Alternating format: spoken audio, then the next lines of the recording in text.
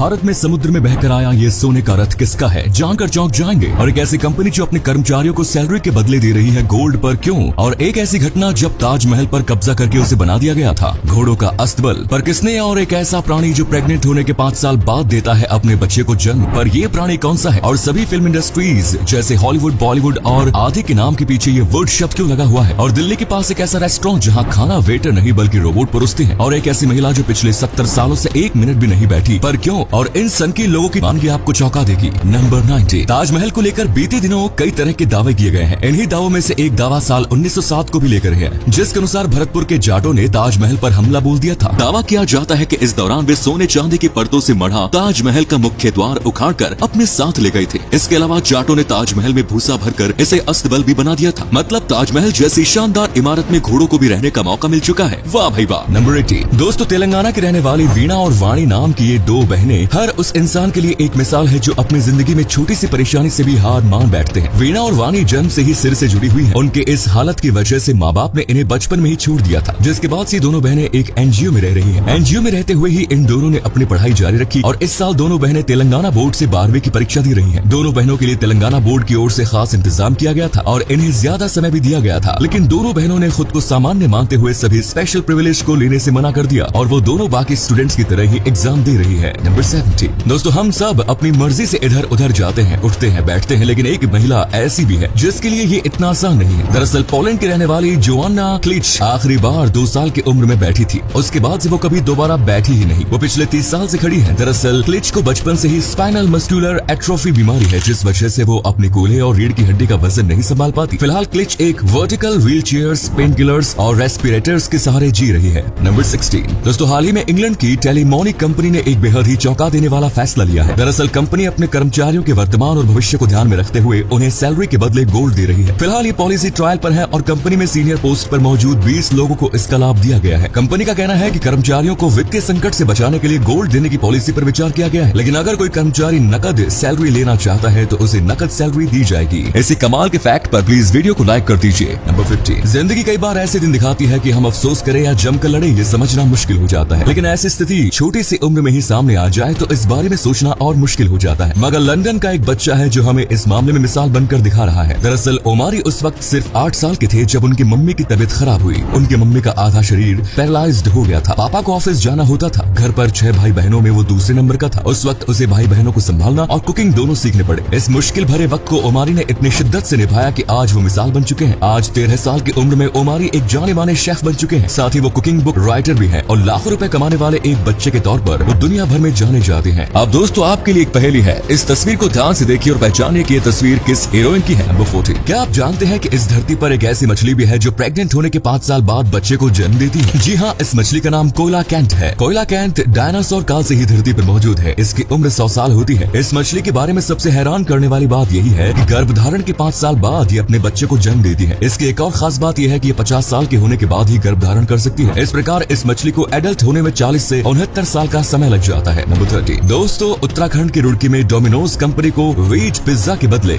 Non veg pizza भेजने की गलती इतनी भारी पड़ गई कि अब डोमिनोज को अपने उस कस्टमर को 9,65,000 रुपए देने होंगे। दरअसल रुड़की की साकेत कॉलोनी के निवासी शिवांग मित्तल ने साल 2020 में डोमिनोज से वेज पिज्जा मंगवाया था, लेकिन डोमिनोज ने उन्हें नॉन वेज पिज्जा भेज दिया। चूँकि शिवांग मित्तल की पूरी फैमिली शुद्ध शाकाहारी है, इसलिए उन्होंने डोमिनोज पर धर्म भ्रष्ट करने का आरोप लगाते हुए केस कर दिया। अब इस मामले में 2 साल बाद फैसला आया है, जिसमें विशेष आयोग ने डोमिनोज को आदेश दिया है कि वो शिवांग मित्तल को हर जाने के तौर पर 9,65,000 देंगे। नंबर 12। अमेरिका में एक फर्टिलिटी क्लिनिक चलाने वाले डॉक्टर ने ज्यादा प्रॉफिट कमाने के लिए एक ऐसा काम किया जिसे जानकर आप भी हैरान हो जाएंगे। दरअसल डोनाल्ड क्लेन नाम का ये डॉक्टर अपने काम से ज्यादा प्रॉफिट चाहता था, इसलिए इसने किसी स्पर्म डोनर से स्पर्म खरीदने के बजाय अपने ही स्पर्म का उपयोग करना शुरू कर दिया। ये महिलाओं को बिना बताए ही उनके एक्स के साथ अपना स्पर्म मिला देता था। इस तरह से ये डॉक्टर 94 बच्चों का पिता बन गया। इनमें से किसी भी महिला को ये नहीं पता चला कि उनके बच्चे का पिता वो डॉक्टर ही है। डॉक्टर के इस करतूत का खुलासा जैकोबा बेलाइड नाम की एक लड़की ने किया, जिसकी मां ने उसी डॉक्टर के फर्टिलिटी क्लिनिक में अपना इलाज कराया। इस डॉक्टर की घिनौनी करतूत पर एक डॉक्यूमेंट्री भी बन चुकी है। नंबर 11। दोस्तों, आपने इस बात पर तो जरूर गौर किया होगा कि दुनिया में जितनी भी फिल्म इंडस्ट्रीज हैं, उन सभी का नाम वुड से ही एंड होता है। क्या आप जानते हैं कि ऐसा क्यों? असल में फिल्म इंडस्ट्री के नाम के अंत में वुड शब्द के इस्तेमाल की शुरुआत अमेरिका से हुई थी। हॉलीवुड फिल्म इंडस्ट्री के फादर माने जाने वाले H.J.